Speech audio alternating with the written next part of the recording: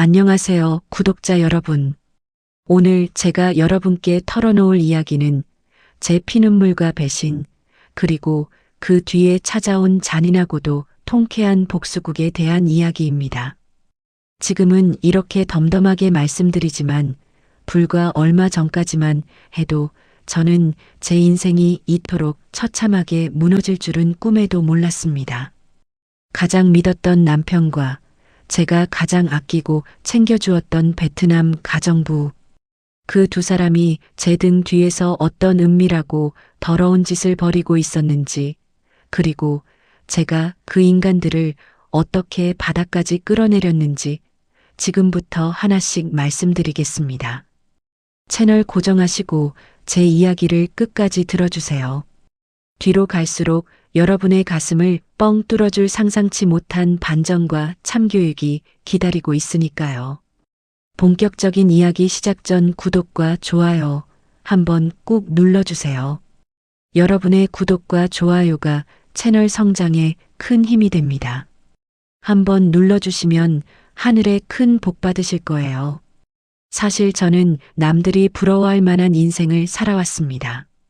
젊은 시절 남편과 맨손으로 시작해 작은 유통회사를 키워냈고 중년이 넘어서는 서울 강남의 번듯한 아파트와 남부럽지 않은 자산을 갖추게 되었죠. 제 남편은 자상하고 다정한 사람이었습니다. 주변 친구들이 남편 바람기 때문에 속을 썩을 때도 저는 늘 우리 그이는 절대 그럴 사람이 아니야라며 남편을 철석같이 믿었습니다. 돈을 벌어도 허튼 데 쓰지 않고 오직 가정과 회사밖에 모르던 사람이었으니까요. 하지만 제 인생의 비극은 제가 큰 수술을 받고 몸이 급격히 약해지면서부터 시작되었습니다. 회사가 자리를 잡고 이제 숨 좀 돌리나 싶었을 때 제게 청천벽력 같은 자궁암 선고가 내려졌습니다. 다행히 초기여서 수술은 잘 마쳤지만 항암 치료와 회복 기간 동안 저는 집안일을 전혀 할 수 없을 정도로 기력이 쇠약해졌습니다. 매일 누워만 있는 저를 보며 남편은 눈물까지 글썽이며 걱정했습니다. 여보, 당신은 손 하나 까딱하지 말고 쉬어. 내가 사람 알아볼 테니까 살림은 신경 쓰지 마. 그때까지만 해도 남편의 그 눈물이 나를 향한 진심 어린 사랑인 줄 알았습니다. 며칠 뒤 남편은 지인의 소개를 받았다며 20대 후반의 베트남 여성 흐엉을 가정부로 데려왔습니다.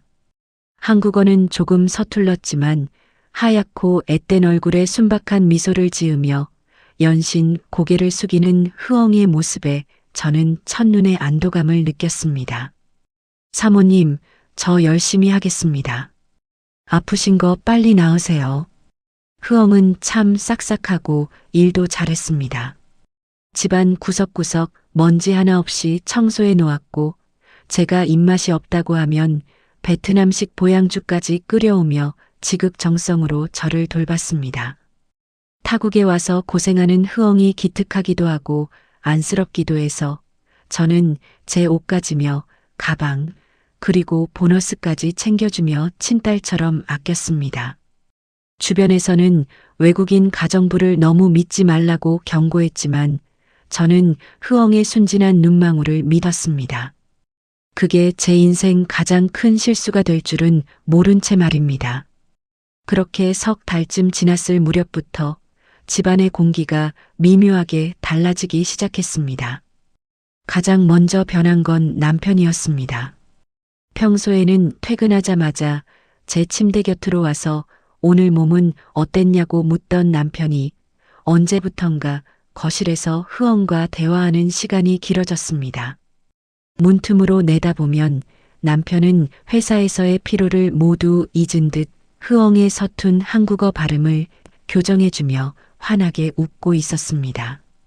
제가 다가가면 남편은 짐짓 아무렇지 않은 척 자리를 피하곤 했죠.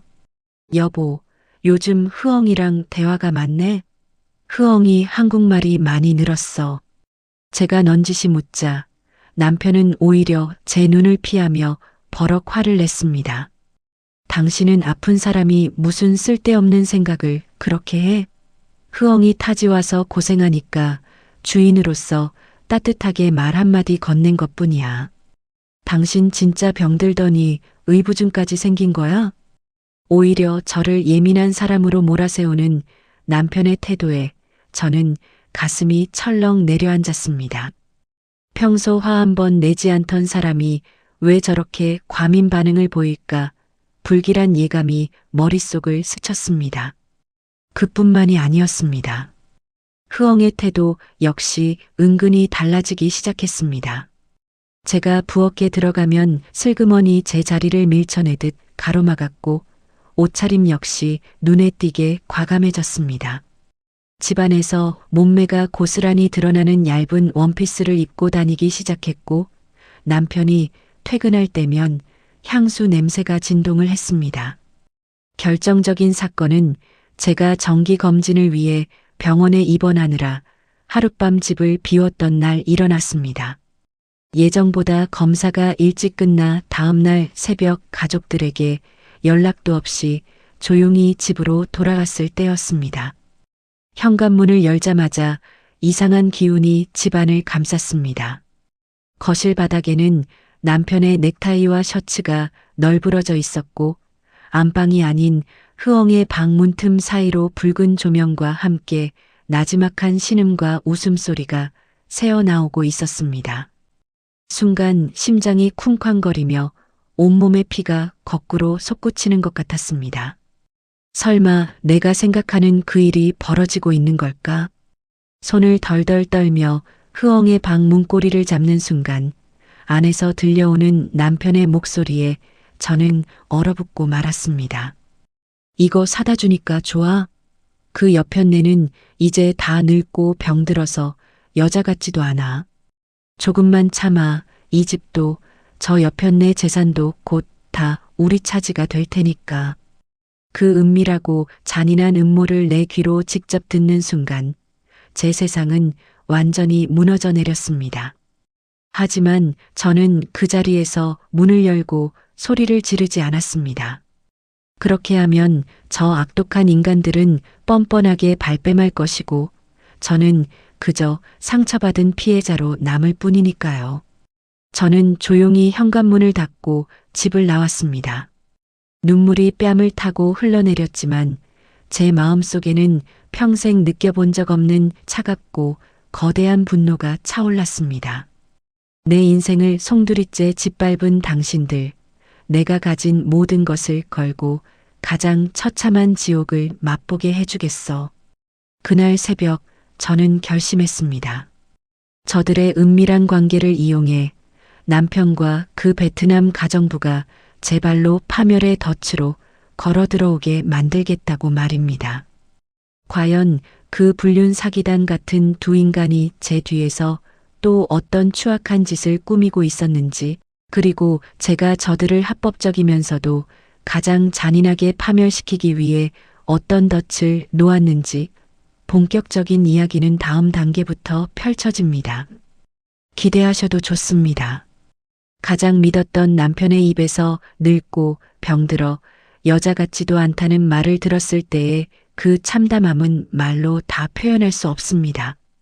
하지만 저는 무너지지 않았습니다. 저들을 단번에 숨통을 끊어놓을 완벽한 덫을 놓기 위해 철저하게 가면을 쓰기로 결심했으니까요. 지금부터 제가 그 추악한 인간들을 속이기 위해 어떻게 연기를 시작했는지, 그리고 그들이 제 등 뒤에서 얼마나 대담하고 은밀한 짓을 벌이기 시작했는지 그 본격적인 빌드업을 들려드리겠습니다. 그날 새벽 배신감에 온몸을 떨며 집을 나온 저는 차 안에서 몇 시간 동안 마음을 가라앉혔습니다. 당장이라도 안방 문을 부수고 들어가 그 더러운 인간들의 뺨을 올려붙이고 싶었지만 법은 생각보다 냉정하다는 것을 잘 알고 있었습니다. 심증과 어설픈 대화 녹음만으로는 저 교활한 남편이 재산을 빼돌리는 것을 막을 수 없고 베트남 가정부 흐엉 역시 눈물 한 방울 흘리며 피해자인 척 도망쳐버리면 그만이었으니까요. 저는 눈물을 닦으며 거울 속에 제 얼굴을 보았습니다. 암 투병으로 초췌해진 얼굴이었지만 눈빛만큼은 그 어느 때보다 차갑게 빛나고 있었습니다. 저들을 합법적으로 매장하고 남편의 전 재산은 물론 흐엉이 탐내던 모든 것을 빼앗아 오려면 제가 완벽한 사냥꾼이 되어야 했습니다. 몇 시간 뒤 저는 아무 일도 없었다는 듯 평온한 얼굴로 다시 현관문을 열고 들어갔습니다. 집안은 이미 흔적이 치워진 뒤였고 남편과 흐엉은 거실에서 짐짓 심각한 표정으로 저를 맞이했습니다. 남편은 제 손을 잡으며 병원 검사가 왜 이렇게 빨리 끝났냐고 걱정했다며 가식적인 미소를 지었습니다. 그 손길이 소름 끼치도록 징그러웠지만 저는 오히려 평소보다 더 환하게 웃으며 대답했습니다. 병원에 사람이 별로 없어서 일찍 끝났어요. 당신 나 없어서 심심했지? 흐엉이 나 없는 동안 여보 식사 잘 챙겨줬나 모르겠네. 제 말에 흐엉의 눈동자가 눈에 띄게 흔들리는 것이 보였습니다. 흐엉은 서둘러 고개를 숙이며 사모님, 사장님 밥 잘 드셨습니다. 저 청소 열심히 했습니다라며 어설픈 한국어로 변명을 늘어놓았죠. 저는 흐엉의 어깨를 다독이며 고맙다고 말했습니다. 그 순간 제 손끝에 닿은 흐엉의 어깨가 미세하게 떨리는 것을 느끼며 저는 속으로 비웃었습니다. 가련한 척, 순진한 척하는 저 얼굴 뒤에 늙은 남편을 꼬드겨 제 재산을 가로채려는 거대한 탐욕이 숨어 있다는 것을 생각하니 기가 막혔습니다. 그날 이후 저는 철저하게 아무것도 모르는 눈먼 아내를 연기하기 시작했습니다. 몸이 더 약해진 척 침대에 누워있는 시간을 늘렸고 남편 앞에서는 당신밖에 없다며 눈물겨운 신뢰를 보냈습니다. 제가 바보처럼 속아 넘어가고 있다고 생각했는지 두 인간의 대담함은 날이 갈수록 하늘을 찔렀습니다.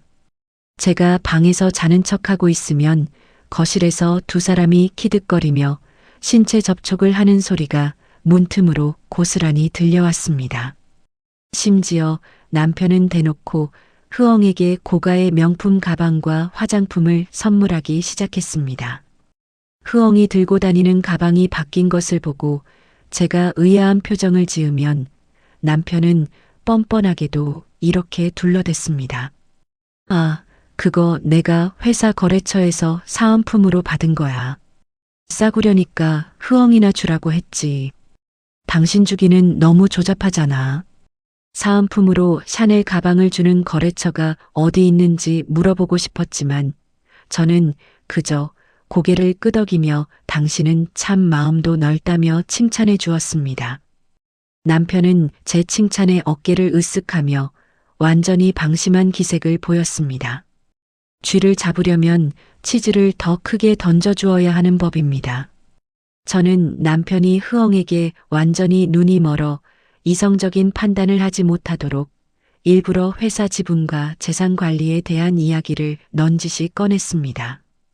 여보, 내 건강이 언제 어떻게 될지 모르니까 조만간 내 명의로 된 상가 건물이랑 회사 지분을 당신 명의로 다 넘겨줄까 봐. 유언장이라도 미리 써놔야 내 마음이 편할 것 같아. 그 말을 들은 남편의 눈에 탐욕스러운 광기가 스치는 것을 저는 똑똑히 보았습니다. 남편은 짐짓 슬픈 표정을 지으며 당신 무슨 그런 약한 소리를 하냐고 만류하는 척했지만 입꼬리는 파르르 떨리고 있었습니다. 예상대로 그날 밤 제가 잠든 새벽에 남편은 흐엉의 방으로 건너갔습니다. 그리고 저는 침대 밑에 미리 설치해둔 소형 녹음기를 통해 저들의 추악하고 구체적인 계획을 전부 들을 수 있었습니다. 조금만 더 고생해. 그 여편 내가 건물이랑 지분 넘겨주겠다고. 먼저 입을 열었어. 명예 이전 끝나는 대로 바로 이혼 서류 던지고 너랑 베트남으로 가서 호화롭게 살 테니까. 흐엉은 남편의 품에 안겨 오빠, 나 오빠만 믿어. 나 베트남에 가족들 집도 사야 해라며 콧소리를 냈고 남편은 제 돈으로 흐엉의 베트남 가족들에게 송금까지 해주겠다고 약속하고 있었습니다. 제 피땀 어린 재산이 저 더러운 인간들의 베트남 호화 생활 자금으로 계획되고 있었던 겁니다. 하지만 그들은 몰랐습니다. 그들이 짜고 있는 그 달콤한 미래가 사실은 제가 판 파멸의 무덤이라는 것을 말입니다. 저는 녹음기를 끄며 소리 없이 웃었습니다. 인간의 탐욕은 눈을 멀게 만듭니다. 남편과 흐엉은 이미 제가 쳐놓은 그물 안에서 춤을 추고 있는 꼴이었습니다. 저들이 제 재산을 완전히 가로챘다고 믿는 그 순간 가장 높은 곳에서 가장 처참하게 떨어뜨리기 위한 제 진짜 계획은 이제부터 시작이었습니다. 과연 제가 남편의 명예 이전을 미끼로 저들에게 어떤 거대한 법적 덫을 놓았는지, 그리고 흐엉이 숨기고 있던 또 다른 충격적인 비밀은 무엇인지 다음 이야기에서 상상치 못한 반전이 이어집니다. 끝까지 함께 해주세요. 두 인간이 제 재산을 통째로 삼킬 꿈에 부풀어 있을 때 저는 흥신소를 통해 흐엉의 뒤를 조사하기 시작했습니다. 한국어 발음이 서툴고 순진한 척하던 흐엉이었지만 어딘가 모르게 손재주가 좋고 눈치가 빠른 것이 마음에 걸렸기 때문입니다. 일주일 뒤 제 손에 들어온 조사 보고서는 제 예상보다 훨씬 더 충격적이고 추악한 진실을 담고 있었습니다. 흐엉에게는 이미 한국에 불법 체류 중인 베트남인 남편이 따로 있었습니다. 심지어 두 사람 사이에는 아이까지 있었고 흐엉이 매달 제 남편에게서 뜯어낸 명품 가방과 용도는 고스란히 그 베트남인 남편의 도박 자금과 유흥비로 흘러들어가고 있었습니다. 남편은 자신이 20대 젊은 외국인 여성의 순수한 사랑을 받고 있다고 착각하며 기고만장해 있었지만 실장은 베트남인 부부의 조직적인 사기극에 놀아나고 있는 피라미에 불과했던 것입니다. 보고서에 첨부된 사진 속에서 흐엉은 제 남편 앞에서의 조신한 모습은 온데간데 없이 진한 화장을 한 채 젊은 베트남 남자와 다정하게 입을 맞추고 있었습니다. 남편이 사준 명품 가방을 그 남자의 어깨에 메어주며 환하게 웃는 모습을 보며 저는 끓어오르는 웃음을 참을 수가 없었습니다. 늙고 병든 아내 대신 선택한 미래가 결국 이따위 사기극이라니 기가 막힌 타이밍이었습니다. 저는 이 사실을 남편에게 당장 알리지 않았습니다. 오히려 이 썩어 빠진 삼각관계를 이용해 새 인간을 한꺼번에 지옥으로 밀어넣을 더 거대한 판을 짜기 시작했습니다. 다음 날 저는 일부러 남편과 흐엉이 보는 앞에서 변호사에게 전화를 걸어 상가 건물 명의 이전에 필요한 서류를 준비해 달라고 큰 소리로 통화했습니다. 남편의 얼굴에는 감출 수 없는 희열이 피어올랐고 흐엉 역시 제 눈치를 보며 살랑살랑 꼬리를 쳤습니다. 그날 오후 남편이 출근하고 집안에 저와 흐엉 둘만 남았을 때 저는 흐엉을 부엌으로 불렀습니다. 흐엉, 요즘 고생이 많네. 내가 몸이 아파서 집안일을 도통 못 돌보는데 조만간 고향에 있는 가족들한테 보낼 돈 좀 챙겨줄 테니까 걱정 마. 제가 인자한 미소를 지으며 지갑에서 현금 몇 장을 쥐어주자 흐엉은 감동한 척 눈물까지 글썽이며 제 손을 잡았습니다. 하지만 그 영악한 년의 머릿속에는 이미 다른 궁리가 돌아가고 있는 것이 눈에 보였습니다. 흐엉은 그날 저녁 남편이 퇴근하자마자 안방 문 앞을 서성이며 일부러 큰 소리로 베트남에 있는 어머니가 아프다는 거짓 통화를 연기했습니다. 예상대로 남편은 안달이 나 있었고 새벽에 제 방을 빠져나가 흐엉의 방으로 향했습니다. 흐엉, 울지 마. 내일 내가 회사 비자금 통장에서 한 3천만 원 먼저 빼서 내 통장으로 꽂아줄 테니까. 그 옆편네 상가 건물만 넘어오면 그까짓 돈은 푼돈이야. 남편은 이미 이성을 잃고 제 재산을 제 것처럼 남발하고 있었습니다. 흐엉은 남편의 목을 끌어안으며 고맙다고 속삭였지만 그 시간 흐엉의 손가락은 부지런히 불법 체류자 남편에게 늙은 은퇴자 돈 또 나오니까 마중 나올 준비해라라는 내용의 베트남어 메시지를 보내고 있었습니다. 서로가 서로를 속고 속이는 더러운 사기극의 서막이었습니다. 저는 침대 머리맡에서 그들의 대화를 실시간으로 도청하며 서류 한 장을 작성했습니다. 그것은 남편에게 상가 건물을 증여하는 계약서였지만 하단에는 아주 작은 글씨로 단, 본 증여는 부부간의 신의 성실 의무를 유지할 것을 조건으로 하며 배우자의 부정행위가 발각될 시 본 증여는 즉시 무효가 됨은 물론 수증자는 증여물가액의 배액을 위약벌로 배상한다는 특약 조항이 숨겨져 있었습니다. 눈이 먼 남편은 서류 내용 따윈 읽어보지도 않고 덥석 도장을 찍을 것이 분명했습니다.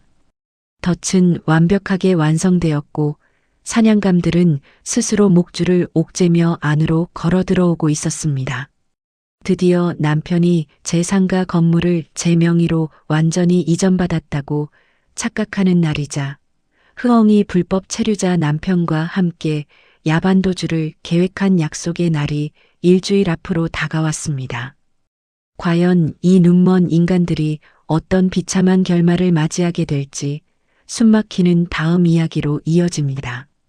남편이 상가 건물 증여 계약서에 도장을 찍던 날 그의 손은 눈에 띄게 떨리고 있었습니다. 그것이 아내에 대한 미안함 때문이 아니라 수십억 자산이 마침내 자기 손아귀에 들어왔다는 탐욕스러운 희열 때문이라는 것을 저는 너무도 잘 알고 있었습니다.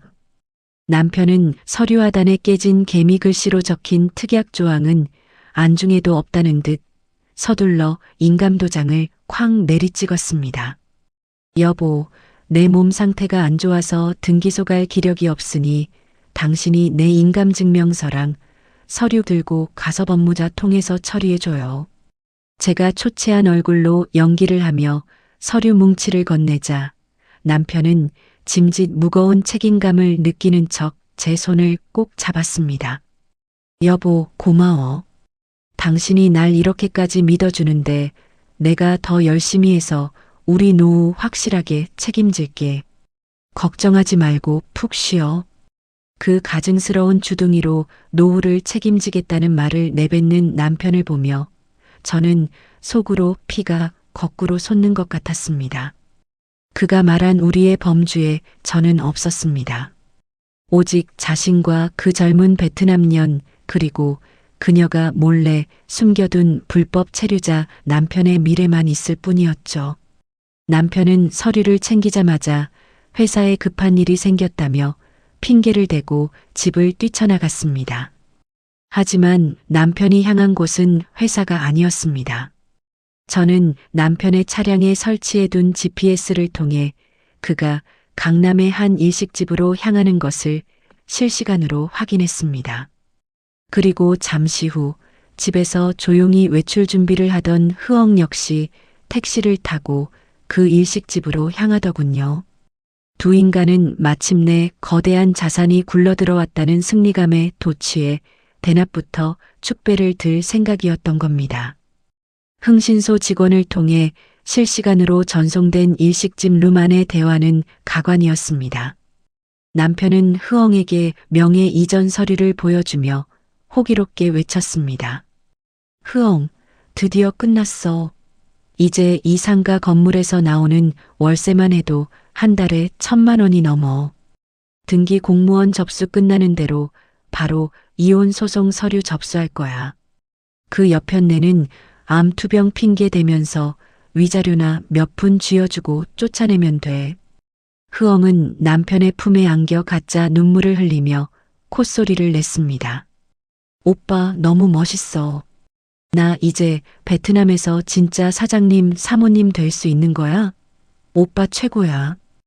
두 인간의 추악한 웃음소리가 도청 장치를 통해 흘러나왔지만 저는 전혀 동요하지 않았습니다. 오히려 그들이 더 깊은 환상에 빠지도록 유도해야 했습니다. 인간은 가장 행복하다고 느끼는 순간에 추락할 때 가장 큰 타격을 입는 법이니까요.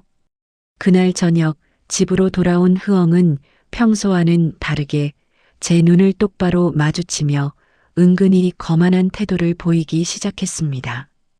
이제 곧 자신이 이 집의 안주인이 되거나 혹은 막대한 돈을 챙겨 떠날 수 있다는 확신이 생겼기 때문이겠지요.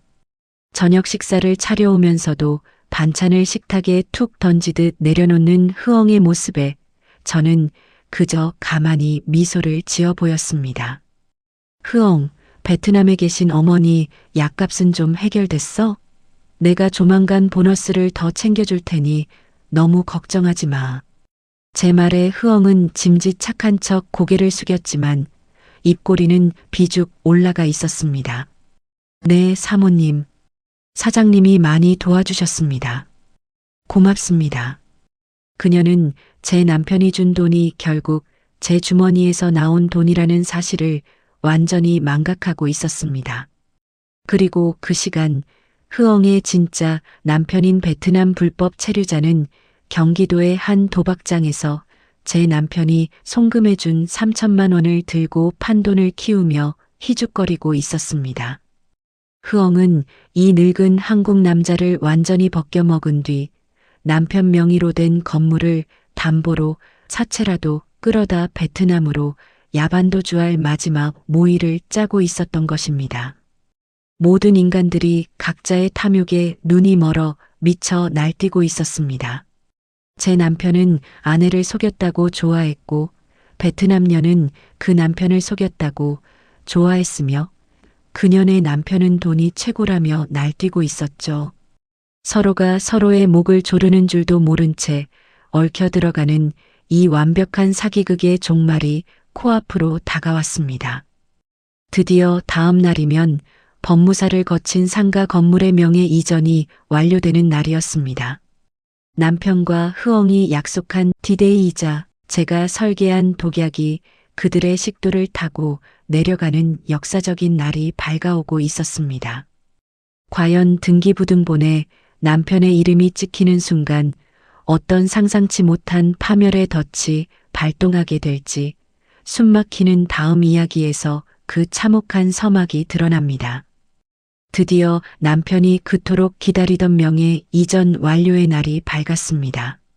아침 일찍부터 핸드폰을 확인하던 남편은 법무사로부터 등기 접수가 완료되었다는 문자를 받자마자 침대에서 벌떡 일어나 비명을 지르듯 환호성을 질렀습니다. 암 투병 중인 아내가 바로 옆방에 누워 있다는 사실 따위는 이미 안중에도 없는 모습이었습니다.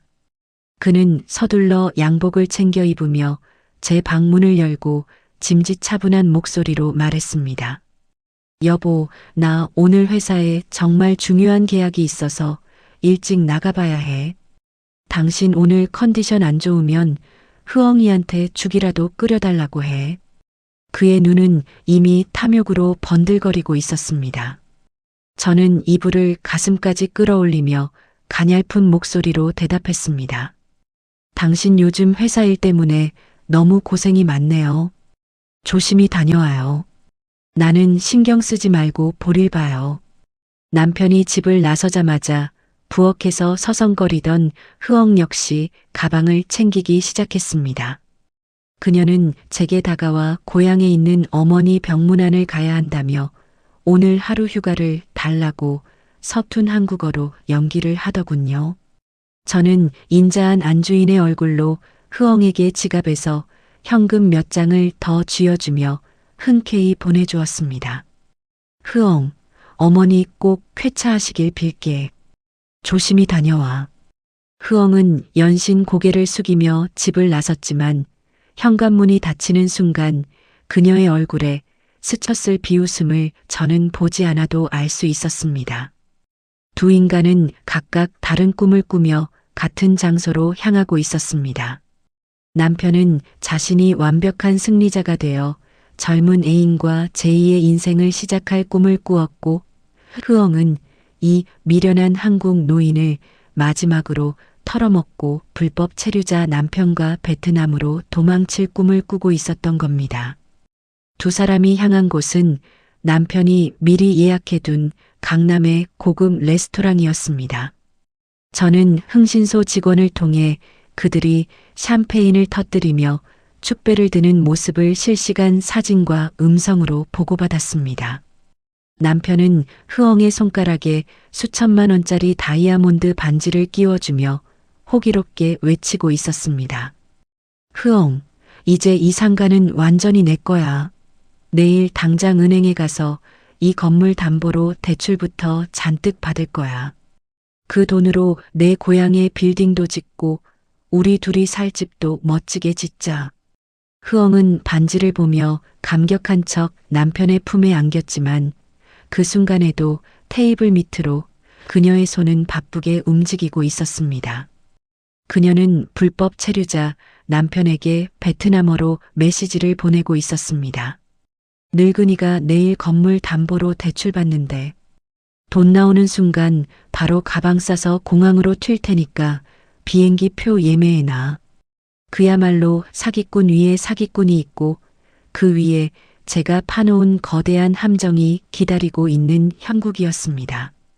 남편은 제 상가 건물이 온전히 자신의 재산이 되었다고 믿고 있었지만 그것은 제가 설계한 가장 치명적인 독약이었습니다.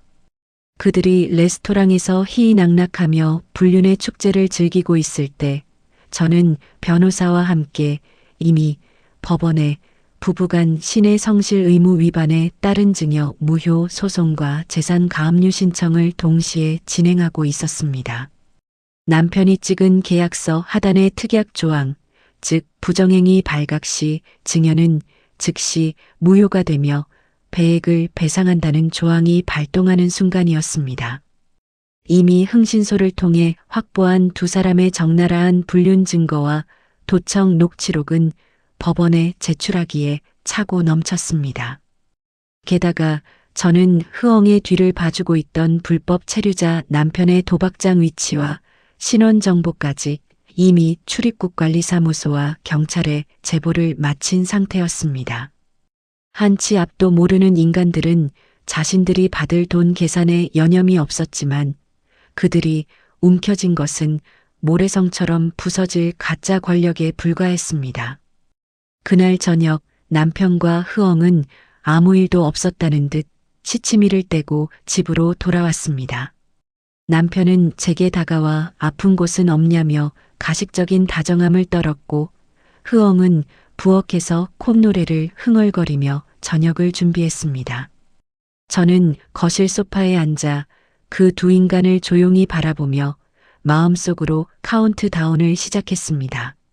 내일 아침 남편이 건물 담보대출을 받기 위해 은행 문을 두드리는 순간, 그리고 흐엉이 그 돈을 가로채기 위해 마지막 야반도주를 감행하려는 바로 그 순간, 제가 준비한 진짜 지옥의 문이 열릴 것입니다. 과연 한순간에 모든 것을 잃고 거지 신세가 될 남편과 철창 신세를 지게 될 베트남 사기단 부부의 운명은 어떻게 될지 드디어 참교육의 서막이 시작되는 숨막히는 다음 이야기로 이어집니다. 다음 날 아침 집안의 공기는 유난히 무거웠지만 남편과 흐엉의 얼굴에는 감출 수 없는 흥분이 가득했습니다. 남편은 평소보다 훨씬 일찍 서둘러 최고급 양복을 꺼내 입었고 흐엉 역시 고향 어머니 핑계를 대며 은행 업무 시간에 맞춰 외출할 준비를 마쳤습니다. 남편은 신발을 신으며 제 방을 슬쩍 들여다보고는 가식적인 목소리로 외쳤습니다. 여보, 나 오늘 상가 건물 관련해서 은행 지점장이랑 크게 대출 건이 있어서 다녀올게. 당신 필요한 거 있으면 흐엉이한테 연락하고. 그것이 제게 던진 남편의 마지막 다정함이었습니다. 그가 현관문을 열고 나간 지 정확히 10분 뒤 흐엉 역시 커다란 가방을 들고 집을 나섰습니다. 어머니 병문안을 간다며 들고 나간 가방 안에는 그동안 남편에게 뜯어낸 명품 가방들과 폐물, 그리고 달러로 환전한 현금 뭉치가 들어 있었을 것입니다. 두 인간은 자신들이 완벽하게 이겼다고 확신하며 각자의 파멸을 향해 힘차게 발걸음을 옮겼습니다. 그들이 집을 나서자마자 저는 침대에서 일어나 옷을 갈아입었습니다. 암 투병 환자처럼 가냘프게 떨리던 모습은 온데간데 없이 저는 당당하고 차가운 모습으로 변호사에게 전화를 걸었습니다. 변호사님, 쥐들이 움직이기 시작했습니다. 법원에 제출한 가압류 신청과 증여, 무효 소송 집행, 지금 바로 시작해 주세요. 그 시각 강남의 한 대형 은행 VIP룸에 앉아있던 남편은 싱글벙글 웃으며 은행 지점장에게 상가 건물 등기부등본을 내밀었습니다. 이 건물을 담보로 수십억 원의 대출을 일으켜 흐엉과 함께 도망칠 생각에 침까지 흘리고 있었겠죠.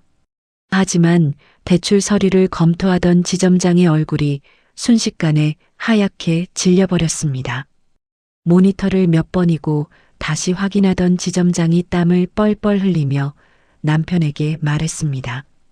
저 사장님, 이 건물 담보대출이 불가능합니다. 오늘 아침 법원으로부터 전 소유주이신 사모님 명의로 거액의 재산 가압류와 증여, 무효 소송에 따른 처분금지 가처분이 등록되었습니다. 신용정보상으로도 사장님의 모든 계좌가 동결 처리되고 있는 중입니다. 남편은 벼락이라도 맞은 듯 자리에서 벌떡 일어났습니다. 그게 무슨 소리예요? 이거 내 건물입니다. 마누라가 나한테 정당하게 명예 이전해준 거라고요. 뭐가 묶여요? 남편이 은행에서 고함을 지르며 날뛰고 있을 때 은행 문 밖에서 대기하고 있던 흐엉 역시 자신의 핸드폰을 보며 경악을 금치 못하고 있었습니다. 남편이 대출을 받아 돈을 송금해 주기로 한 통장을 실시간으로 확인하고 있었지만 들어오기는커녕 남편의 법인 계좌와 개인 계좌가 줄줄이 묶이면서 흐엉의 통장으로 들어오던 불법 자금 통로까지 모조리 마비되어 가고 있었기 때문입니다. 그 순간 흐엉의 뒤편으로 거친 발소리와 함께 낯선 사내들이 들이닥쳤습니다.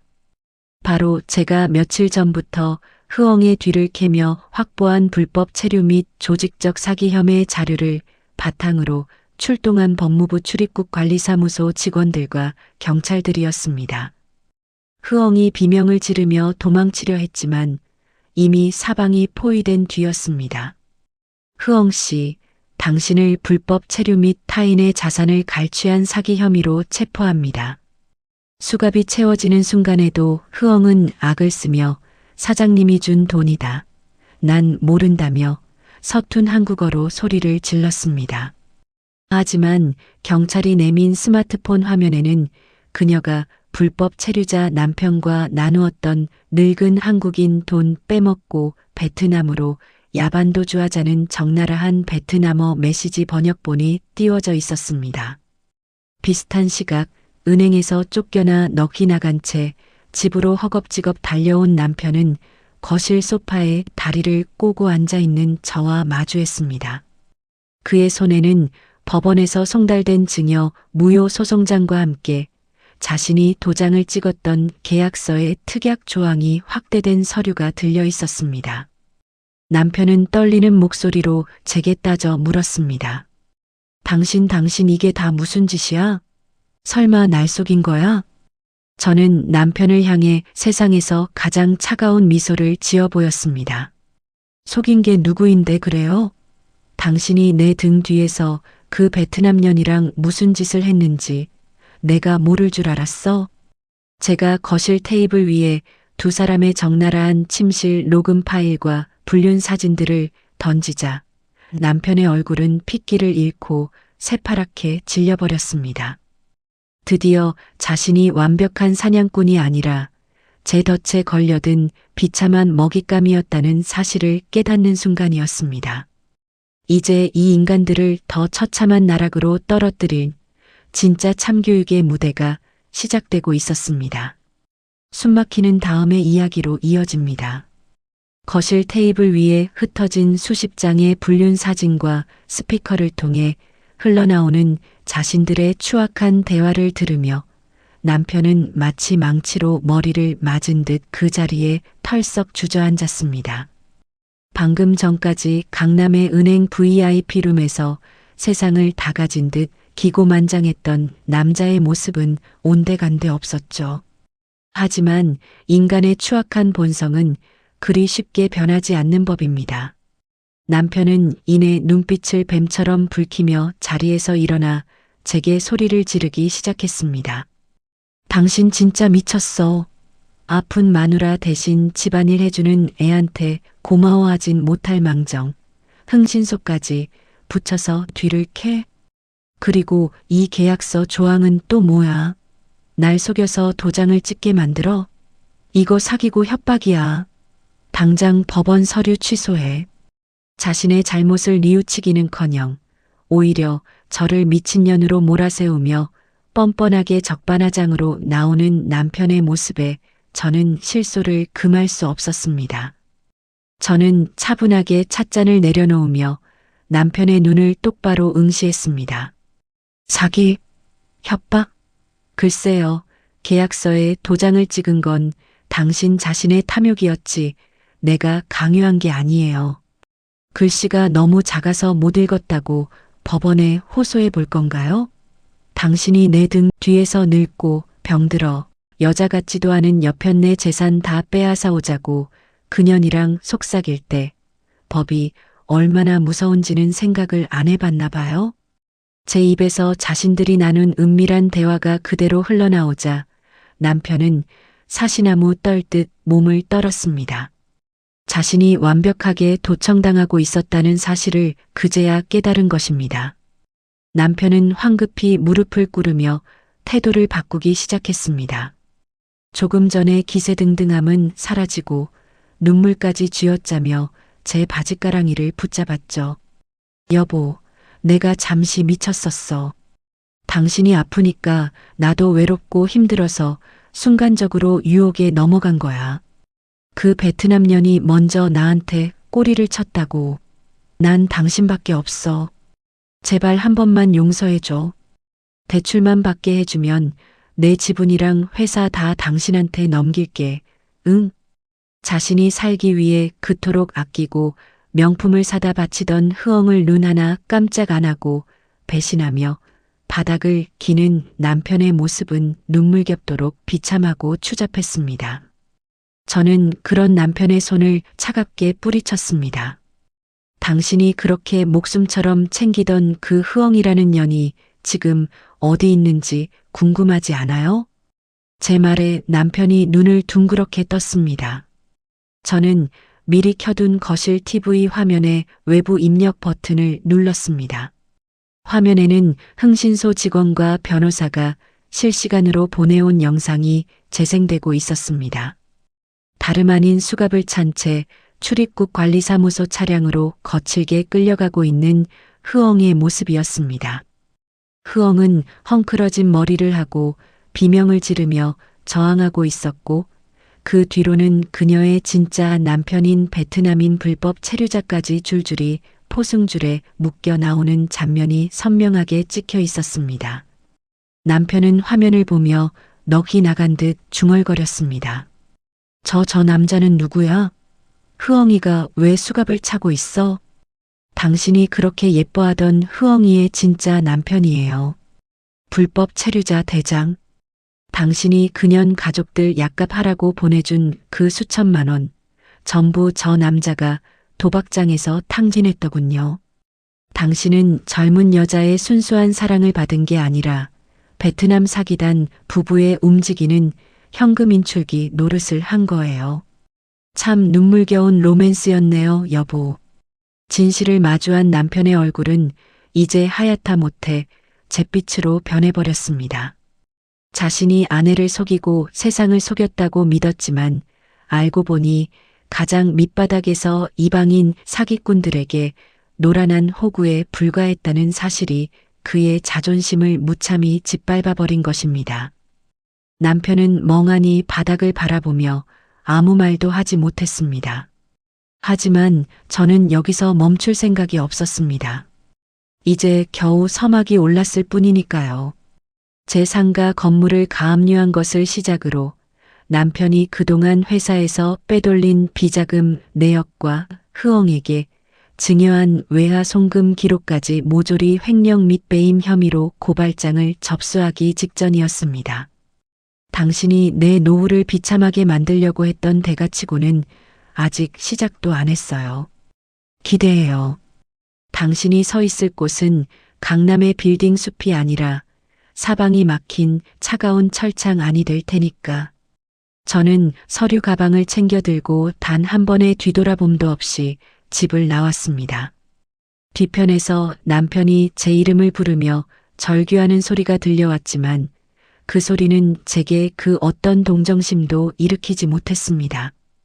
완벽하게 설계된 독약이 마침내 그들의 온몸에 퍼지기 시작했고 이제 남은 것은 숨이 끊어질 때까지 처절하게 몰락하는 과정을 지켜보는 일뿐이었습니다. 과연 이 인간들이 법의 심판대 위에서 어떤 비참한 최후를 맞이하게 될지 한치의 자비도 없는 다음 이야기로 이어집니다. 집을 나온 뒤 저는 곧바로 변호사 사무실로 향했습니다. 남편이 집에서 절규하며 무릎을 꿇고 빌던 모습이 머릿속을 스쳤지만 제 마음은 그 어느 때보다 고요하고 차가웠습니다. 그동안 저 악독한 두 인간 때문에 받아온 스트레스로 밤잠을 설치며 흘렸던 피눈물을 생각하면 지금 남편이 겪는 고통은 조족지혈에 불과했으니까요. 사이다 같은 참교육은 적당한 타협 없이 숨통이 완전히 끊어질 때까지 몰아쳐야 완성되는 법입니다. 변호사 사무실에 도착하자마자 저는 미리 준비해둔 또 다른 서류 뭉치를 꺼내 놓았습니다. 그것은 남편이 운영하는 유통회사의 내부 회계 감사 자료였습니다. 제가 암 투병으로 병원에 누워 있는 동안 남편은 흐엉에게 명품을 사주고 베트남 사기단 부부에게 송금할 자금을 마련하기 위해 회사 돈에 손을 대기 시작했습니다. 거래처 대금을 부풀려 리베이트를 받거나 존재하지 않는 유령 직원을 등록해 급여를 빼돌리는 방식으로 무려 수억 원에 달하는 법인 자금을 횡령했던 것입니다. 사모님 조사하신 대로 남편분의 횡령 및 배임 혐의가 아주 명백합니다. 일반적인 이혼 소송뿐만 아니라 형사 고발까지 동시에 진행하면 남편분은 구속 수사를 피하기 어려울 겁니다. 변호사의 확신에 찬 목소리에 저는 고개를 끄덕였습니다. 망설일 이유가 없습니다. 오늘 바로 관할 경찰서에 고발장을 접수해 주세요. 그리고 흐엉과 그 불법 체류자 남편에게 흘러간 돈 역시 불법 원인 급여가 아닌 사기에 의한 피해 금액으로 환수 조치를 취해 두어야 합니다. 비록 저 인간들이 다 써버렸을지라도 평생 빚쟁이로 살게 만들어야 하니까요. 그 시각 집안에 홀로 남겨진 남편은 미친 사람처럼 온 집안을 뒤지며 돌파구를 찾고 있었습니다. 제 명의의 인감증명서나 또 다른 통장이 없는지 서랍을 거칠게 열어젖히며 발악을 해댔지만 이미 중요한 모든 자산과 서류는 제가 안전한 곳으로 옮겨둔 뒤였습니다. 남편은 마지막 희망을 걸고 회사 재무이사에게 전화를 걸었지만 수화기 너머로 들려온 소식은 그를 더 깊은 절망의 구렁텅이로 밀어넣었습니다. 사장님, 지금 난리 났습니다. 법원에서 회사법인 계좌랑 사장님, 개인 자산에 대해 전방위적으로 압류 명령이 떨어졌습니다. 거래처들도 소문을 들었는지 대금 결제를 거부하고 독촉 전화를 쏟아내고 있어요. 도대체 무슨 일이 있으셨던 겁니까? 재무이사의 다급한 외침에 남편은 핸드폰을 바닥에 떨어뜨리고 말았습니다. 자신이 세운 회사가, 자신이 탐내던 상가 건물이, 그리고 자신의 모든 사회적 지위가 한순간에 거미줄처럼 얽혀 자신을 조여오고 있었던 것입니다. 그 순간 현관 인터폰이 요란하게 울렸습니다. 남편이 혹시나 제가 마음을 돌려 돌아왔을까 싶어 허겁지겁 문을 열었지만 문 앞에 서 있는 사람들은 제가 아니었습니다. 정장을 입은 경찰 수사관 3명이 차가운 눈빛으로 남편을 바라보고 있었죠. 김수만 씨 되십니까? 영남유통법인 자금 횡령 및 업무상 배임 혐의로 체포영장이 발부되었습니다. 묵비권을 행사할 수 있으며 수사관들이 남편의 양팔을 붙잡고 수갑을 채우는 순간 남편은 미친 듯이 발버둥 치며 소리를 질렀습니다.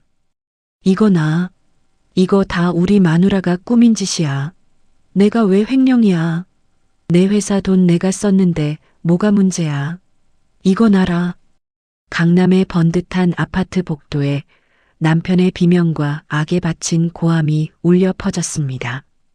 평소 이웃들에게 자상하고 능력 있는 사업가로 목에 힘을 주고 다니던 남자의 마지막 퇴장은 그토록 비참하고 처참했습니다. 수갑이 채워진 채 연행되는 남편의 등 뒤로 이웃 주민들의 수군거림과 싸늘한 시선이 쏟아졌습니다. 남편은 경찰서 유치장 차가운 시멘트 바닥에 주저앉아 비로소 자신이 저지른 짓의 무게를 실감하기 시작했습니다. 늙고 병들었다며 무시했던 아내가 펼쳐놓은 완벽한 그물망에 걸려 자신과 애인, 그리고 애인의 숨겨진 남편까지 단 한 명도 빠짐없이 지옥으로 걸어 들어갔다는 사실을 말입니다. 하지만 이것이 끝이 아니었습니다. 이제 법정에서 저들이 지은 죄에 대한 정당한 형벌을 받고 전 재산이 탈탈 털려 길거리로 나앉게 되는 진짜 집행의 시간이 다가오고 있었습니다. 과연 구치소로 이송된 남편과 구금된 베트남 사기단이 법정에서 어떤 추악한 진흙탕 싸움을 벌이게 될지, 그리고 제가 그들의 머리 위에 서서 어떻게 마지막 확인 사살을 날릴 것인지 다음에서 눈물 없이 볼 수 없는 그들의 몰락이 계속됩니다. 남편이 구치소에 수감되고 베트남 사기단 부부가 외국인 보호소에 구금된 상태에서 마침내 첫 재판 소송 기일이 잡혔습니다. 저는 암 투병 중이라는 사실이 믿기지 않을 정도로 단정하고 품위 있는 모습으로 법정 방청석 맨 앞줄에 자리를 잡았습니다. 반면 교도소 수의를 입고 포승줄에 묶인 채 법정으로 들어오는 남편의 모습은 불과 몇 주 만에 몰라볼 정도로 뼈만 남은 채 늙고 초라해져 있었습니다. 강남의 재력가 행세를 하던 번듯함은 온데간데 없고 도끼만 남은 눈으로 사방을 두리번거렸죠. 잠시 후 연문이 열리며 연녹색 수의를 입은 흐엉이 교도관들의 손에 이끌려 피고인석에 나란히 앉았습니다. 그 순진하고 착해 빠졌던 베트남 소녀의 얼굴은 사라진 지 오래였습니다. 그녀는 법정에 들어서자마자 남편을 매섭게 째려보며 베트남어로 알아들을 수 없는 욕설을 나지막하게 내뱉었습니다. 한때 샴페인을 터뜨리며 제 재산을 나눠 가질 꿈에 부풀어 있던 불륜 커플이 이제는 서로를 죽이지 못해 안달이 난 원수가 되어 마주한 것입니다. 재판이 시작되고 검사가 남편의 법인 자금 횡령 내역과 흐엉의 외화 밀반출 및 사기 혐의를 조목조목 낭독하기 시작하자 법정은 순식간에 추악한 폭로전의 장으로 변해버렸습니다. 먼저 포문을 연 것은 남편이었습니다. 그는 판사를 향해 억울하다며 고함을 지르기 시작했습니다. 존경하는 재판장님, 저는 저 베트남년에게 철저하게 속았습니다. 전현이 계획적으로 제게 접근해서 아내 몰래 돈을 요구했고 가족이 아프다는 핑계로 수천만 원을 뜯어갔습니다. 저는 회사를 살리려다 잠시 판단력이 흐려져 회사 돈에 손을 댔을 뿐 모든 것은 저 교활한 외국인 사기꾼의 협박과 가스라이팅 때문이었습니다. 자신이 살기 위해 한때 아내를 늙은 여편네라 모욕하며 떠받들던 애인을 사기꾼으로 몰아세우는 남편의 발악에 흐엉 역시 지지 않고 서툰 한국어와 베트남어를 섞어가며 악을 썼습니다. 판사님, 저 사람 거짓말쟁이입니다. 지가 먼저 나한테 사모님 아프니까 곧 죽을 거라고 건물 4명의로 바꾸면 결혼해준다고 꼬셨습니다. 나한테 명품 가방 사준 것도 지가 좋아서 준 거지. 내가 달라고 안 했습니다. 저 늙은이가 나를 강제로 붙잡고 안 놔준 겁니다. 서로에게 모든 죄를 뒤집어 씌우며 법정 바닥을 뒹구는 두 인간의 모습은 짐승보다 못해 보였습니다. 흐엉의 변호인은 한술 더 떠서 흐엉이 한국에 숨겨둔 베트남인 남편의 존재를 언급하며 흐엉 역시 남편의 도박빚과 폭력에 시달려 어쩔 수 없이 돈을 벌기 위해 범행에 가담한 가련한 불법 체류자일 뿐이라며 선처를 호소했습니다. 그 말을 들은 제 남편의 눈이 뒤집혔습니다. 자신이 온 마음과 돈을 바쳤던 여자가 사실은 철저하게 자신을 돈줄로만 이용했다는 진실을 법정에서 다시 한번 확인사살 당한 꼴이었으니까요. 이 사기꾼년아, 내 돈 내놔. 내 건물 내놔. 남편이 피고인석에서 일어나 흐엉의 머리채를 잡으려고 날뛰자 법정 경위들이 달려들어 그를 거칠게 바닥에 제압했습니다. 차가운 법정 바닥에 얼굴이 처박힌 채 짓눌려 있는 남편을 보며 저는 자리에서 조용히 일어나 그를 내려다보았습니다. 남편의 시선이 마침내 저와 마주쳤습니다. 그의 눈에는 살기와 원망 그리고 마지막 구원을 바라는 애걸이 뒤섞여 있었습니다. 하지만 저는 단 한 방울의 동정도 보이지 않고 차갑게 미소 지어 주었습니다. 그 미소는 당신들이 판 무덤에서 평생 나오지 말라는 소리 없는 선언이었습니다. 제 변호인은 법원에 남편이 서명한 증여계약서의 특약 조항과 불륜 증거를 완벽하게 제출했고 판사는 그 자리에서 남편이 가져갔던 모든 상가 건물의 명의 이전을 무효로 돌림과 동시에 배액 배상 판결을 확정지었습니다. 이제 재판은 막바지로 치닫고 있었습니다. 돈도 명예도 사랑도 모두 잃고 서로를 물어뜯다 파멸한 두 인간에게 법이 내릴 마지막 철퇴만이 남아 있었습니다. 과연 이 추악한 인간들이 최종 선고날 어떤 형량을 받고 절망하게 될지, 그리고 모든 것을 되찾은 제가 어떤 완벽한 승리의 마침표를 찍게 될지 대망의 마지막 결말 이야기로 이어집니다. 계절이 바뀌고 마침내 대망의 최종 선고 날이 밝았습니다. 법정 안은 엄숙한 침묵이 흐르고 있었고 피고인석에 선 남편과 흐엉은 이미 서로를 물어뜯을 기력조차 남지 않은 듯 고개를 푹 숙인 채 처분을 기다리고 있었습니다. 구치소 생활 동안 도끼와 살기는 모두 빠져나가고 오직 파멸한 자들의 비참한 패배감만이 그들의 어깨를 짓누르고 있었죠. 저는 가장 화사하고 당당한 옷을 입고 방청석에 앉아 판사의 입을 주목했습니다. 재판장은 판결문을 읽어내려가며 두 인간의 죄질이 매우 불량하고 암투병 중인 배우자의 신뢰와 자산을 조직적으로 짓밟았다는 점을 강력하게 질타했습니다. 피고인 김수만 씨를 엄벌에 처한다. 법인 자금 횡령 및 배임, 배우자에 대한 사기적 재산 편취 혐의가 모두 인정되므로 징역 5년을 선고한다. 아울러 피고인 흐엉은 불법 체류 상태에서 조직적인 사기 공모 및 외화 밀반출죄가 무겁고 반성의 기미가 없어 징역 2년을 선고하며 형기 만료 후 강제 추방을 명령한다. 재판장의 엄숙한 선고가 법정 안에 울려 퍼지는 순간 남편은 다리가 풀린 듯 바닥으로 털썩 주저앉으며 통곡하기 시작했습니다. 징역 5년이라는 형량도 끔찍했지만 형기를 마치고 나와도 그에게는 단 한 평의 땅도 단 한 푼의 돈도 남아있지 않다는 사실이 그를 더 절망스럽게 만들었을 것입니다. 흐엉 역시 강제 추방이라는 말에 악을 쓰며 눈물을 흘렸지만 이미 늦은 후회일 뿐이었습니다.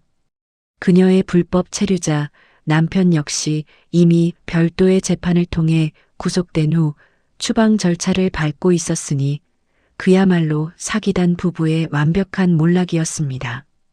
법정을 나오는 길에 저는 남편의 변호인을 통해 남편이 보낸 마지막 편지를 전달받았습니다. 편지 안에는 내가 잘못했다. 한 번만 선처 탄원서를 써달라. 이대로 감옥에 있으면 난 죽는다며 구걸하는 내용이 빼곡히 적혀 있더군요. 저는 그 자리에서 편지를 갈기갈기 찢어 쓰레기통에 던져버렸습니다. 배신을 저지를 때는 남부럽지 않게 뻔뻔했던 인간이 죗값을 치를 때가 되어서야 가련한 척하는 모습이 역겨웠기 때문입니다. 그로부터 몇 달 후 저는 완벽하게 되찾은 제 상가 건물과 남편의 지분을 모두 처분해 현금화했습니다. 그리고 제 재산을 축내던 회사는 전문 경영인을 선임해 탄탄하게 정상화시켰죠. 신기하게도 그 더러운 인간들을 제 인생에서 완벽하게 치워버리고 나니 지독했던 암세포조차 제 몸에서 깨끗하게 사라졌다는 기적 같은 완벽한 완치 판정을 받게 되었습니다. 마음의 병이 나으니 몸의 병도 함께 치유된 것입니다. 이제 저는 서울 중심가가 한눈에 내려다 보이는 번듯한 새 아파트에서 오직 나만을 위한 평화롭고 풍요로운 제2의 인생을 살아가고 있습니다. 비록 한때 가장 믿었던 이들에게 처참한 배신을 당해 피눈물을 흘렸지만 법의 테두리 안에서 그들을 완벽하게 파멸시키고 제 권리를 되찾아왔기에 단 한 점의 후회도 남지 않습니다. 인과응보이자 사필귀정입니다. 남의 눈에 피눈물 흘리게 한 인간들은 결국 자신의 피와 살이 깎이는 더 비참한 지옥을 맛보게 된다는 것을 저 추악한 인간들이 온몸으로 증명해 보였습니다. 제 손으로 완성한 이 잔인하고도 통쾌한 참교육의 결말이 지금 이 시간에도 배신과 상처로 힘들어하시는 많은 분께 작은 위로와 사이다 같은 카타르시스가 되었기를 바랍니다. 제 이야기는 여기서 마칩니다. 끝까지 들어주셔서 감사합니다.